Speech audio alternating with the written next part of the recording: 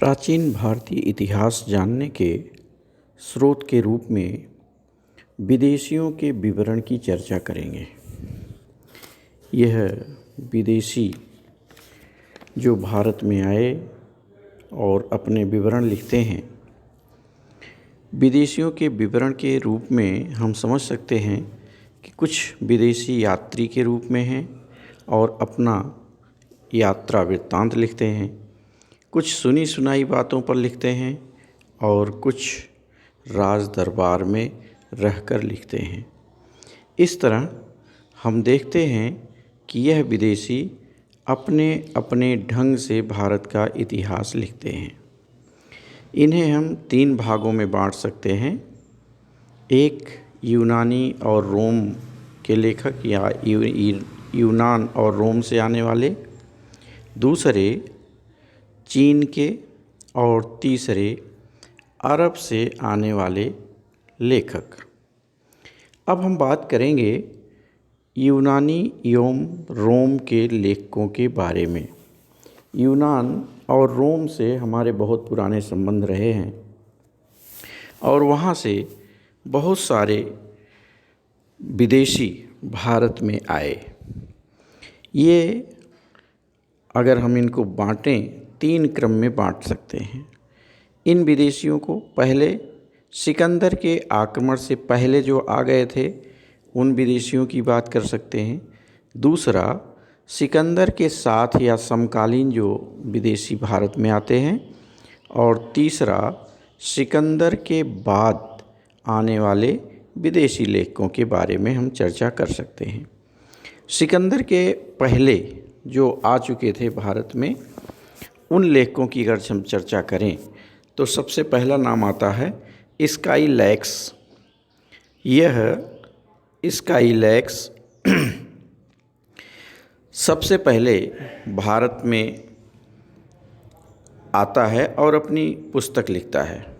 यह ईरान से चला था और वहाँ का राजा दारा था जिसने इन्हें भेजा था, यह मालूम करने के लिए कि सिंधु नदी कहाँ ख़त्म होती है, कहाँ गिरती है। और स्काईलैक्स ने कुछ भारतीयों के बारे में विचित्र तरह की किस्से कहानियाँ बाद में जाके लिखी। यह उसकी पुस्तक के बारे में हम बहुत कम जानते हैं, लेकिन जो भी लिखा है उस पर भी हम बहुत यकीन नहीं कर सकते। दूसरे लेखक हम कहें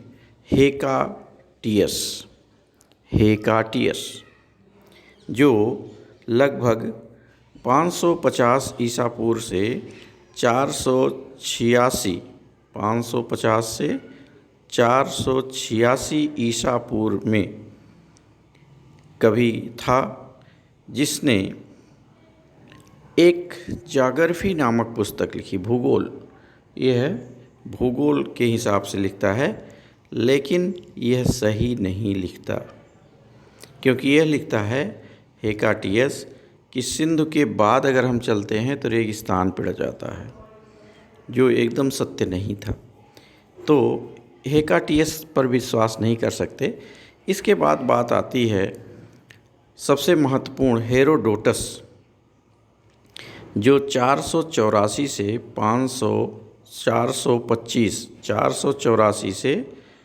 425 ईसा पूर्व में था और इसे इतिहास का जन्मदाता, फादर ऑफ हिस्ट्री कहते हैं।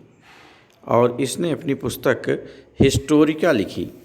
ये ध्यान रखने की बात है, पश्चिमी देशों के लिए ये महत्वपूर्ण लेखक है, हमारे लिए यद्यप उतना नहीं है, लेकिन उनके लिए यह हिस्ट्री का जन्मदाता है, फादर ऑफ हिस्ट्री, और हिस्टोरिका इसकी पुस्तक है।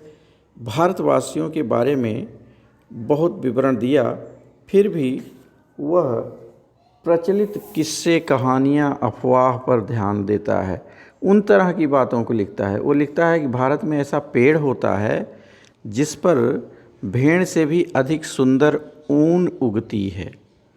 आप समझ सकते हैं कि उसके कहाँ तक पहुँच थी, सोच थी, इसको जान सकते हैं। अगले हम बात करते हैं टीसीएस, जो एक चिकित्सक के रूप में ईरान के दरबार में रहता था और 416 से 398 ईसा पूर्व में उसका काल माना जाता है। इसने अपने यहाँ आने वाले लोगों से पूछ करके, यानी जो ईरान जाते थे इधर से, उनसे पूछकर भारत के बारे में लिखता है। और इसलिए इसका जो भी लिखा है वो सफ़ेद झूठ के अनुसार ही है, यानी कुछ भी नहीं है, सब कुछ बेकार सा लिखा है। तो इसे हम बहुत इम्पॉर्टेंट नहीं कह सकते यह किसी रूप में। तो इसके बाद हम बात करते हैं कि जो सिकंदर के समकालीन लेखक आते हैं, उन लेखकों के बारे में हम बात करते हैं। इसमें हम नियार्कस की बात करें, जो फारस की खाड़ी के यात्रा विवरण में भारत के विषय में अनेक सूचनाएं देता है। और इसके बाद ओनेसिक्रिटस आता है, जो नियार्कस के ही जहाजी बेड़े का पोत नायक था, जिसने सिकंदर की जीवनी लिखी। यानी नियार्कस और ओनेसिक्रिटस ये दोनों एक साथ आए थे, एक ही जहाज़ पर आए थे और अलग अलग विवरण देते हैं। एरिस्टोबुलस की बात करें तो वह सिकंदर के युद्धों का इतिहास लिखता है और जो सिकंदर ने युद्ध लड़े उनके बारे में यह चर्चाएं करता है। इसके बाद हम चर्चा करें सिकंदर के बाद के लेखकों में। सिकंदर के बाद के जो लेखक आते हैं वह कुछ विश्वसनीय हो जाते हैं, विश्वसनीयता उनकी बढ़ जाती है। अब इसमें सबसे महत्वपूर्ण अगर नाम लें तो मेगस्थनीज है, जो कि सेल्यूकस निकेटर का राजदूत बनकर चंद्रगुप्त मौर्य के दरबार में आया था और इसने इंडिका नामक पुस्तक लिखी थी। यद्यपि बहुत ज़्यादा अब उपलब्ध नहीं, इंडिका के कुछ पन्ने ही उपलब्ध हैं। और इसने मौर्य काल के इतिहास के बारे में बहुत कुछ विवरण दिया है और बहुत से पक्षों की जानकारी मेगस्थनीज ने प्रचुर मात्रा में दी है। और इसका जो भी लिखा हुआ है ज़्यादातर हम प्रमाणिक मानते हैं और विश्वास करते हैं। यद्यपि हम पूरी तरह से इसे नहीं कह सकते कि यह विश्वसनीय है। जैसे केवल 7 जातियों की बात करता है तो हम 7 जाति नहीं रहे भारत में, जातियों की संख्या अधिक थी। वर्ण की बात अगर करें तो भी 4 ही वर्ण थे। तो ये अपने ढंग से जातियों का विवरण देता है। लेकिन इसका एक सबसे महत्वपूर्ण पहलू ये आता है कि चूँकि मौर्य दरबार में था, नगर का विवरण यह बहुत सटीक देता है कि नगर में किस तरह से 6 सदस्यों की 6 कमेटियाँ थीं और किस तरह से हर कमेटी के अलग अलग काम थे, कैसे उनका आपस में सामंजस्य था। यह सब मेगस्थनीज अच्छे से देता है। मेगस्थनीज बताता है कैसे चंद्रगुप्त मौर्य सोता है, जगता है, खाता पीता है, राज दरबार लगाता है। तो यह एक विवरण बहुत लंबा चौड़ा देता है और ये बहुत अच्छा विवरण हमारे पास उपलब्ध हो जाता है मेगस्थनीज के माध्यम से। अब हम दूसरे की बात करें मेगस्थनीज के बाद, पैट्रोक्लीज यह भी सेल्यूकस का सेनाध्यक्ष था, नौसेनाध्यक्ष। सेल्यूकस का ही था नौसेनाध्यक्ष। निश्चित तौर पर उसने सिंधु नदी के आसपास के बारे में बहुत कुछ लिखा और जाग्रफी बहुत अच्छा लिखा। उसने भूगोल नामक ग्रंथ लिखा है जो अब उपलब्ध नहीं है, लेकिन जो भी उसके अंश हैं उनसे लगता है कि इसने सही लिखा था। और इसके बाद हम कहें स्ट्रैबो और एरिस्टोस्थेनिज मिलते हैं, लिखते हैं, जो सिकंदरिया के विशाल पुस्तकालय का अध्यक्ष था। निश्चित तौर पर पढ़ा लिखा समझदार व्यक्ति था और इसने पैट्रोक्लीज के ग्रंथ की प्रशंसा की है। फिर हम बात करें कि इसके बाद के जो हमारे विदेशी यात्री थे उनमें स्ट्रैबो के नाम हम कह सकते हैं, जो लगभग 65 या 63 ईसा पूर्व के आसपास यह ग्रंथ लिखता है। इसने भूगोल को लिखा है कि भूगोल इस विधा पर प्राचीन युग में सर्वाधिक महत्वपूर्ण ग्रंथ माना जाता है। इस ग्रंथ से भारत के बारे में बहुत सारी सूचनाएं हमें प्राप्त होती हैं। आगे बात करें हम प्लिनी, जिसे रोमन इतिहासकार जिसे हम कहें Pliny the Elder, Pliny the Elder या हम प्लिनी के नाम से केवल संक्षेप में जानते हैं, जिसने नेचुरल हिस्टोरिया लिखी। नेचुरल हिस्टोरिया या प्राकृतिक इतिहास, ये लगभग 23 ईस्वी से लेकर 79 ईस्वी के आसपास तक था, ऐसा माना जाता है। यह एक बड़ा ग्रंथ लिखता है जिसमें मानव शास्त्र, भूगोल, जीव विज्ञान, कई विषयों की चर्चा करता है और ये बहुत अच्छा संबंध बताता है भारत और इटली के मध्य।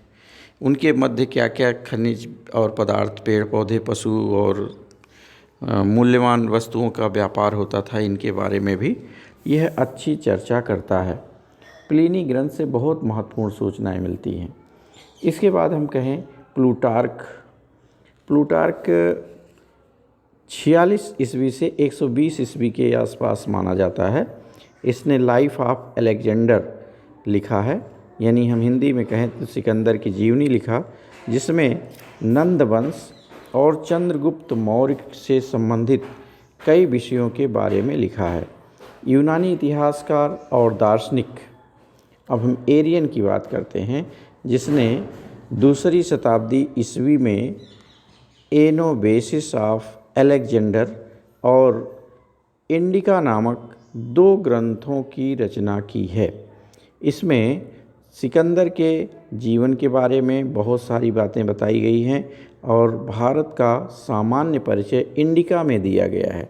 तो ये 2 पुस्तकें लिखने वाला एनोबेसिस ऑफ अलेक्जेंडर, एनोबेसिस ऑफ अलेक्जेंडर और इंडिका, ये 2 पुस्तकें लिखता है एरियन। तो इसके बाद हम बात करें कि जस्टिन, ये दूसरी शताब्दी ईस्वी में आता है और एक रोम का इतिहासकार है। इसने लैटिन में लिखा और चंद्रगुप्त और सिकंदर के संबंधों की जानकारी देता है।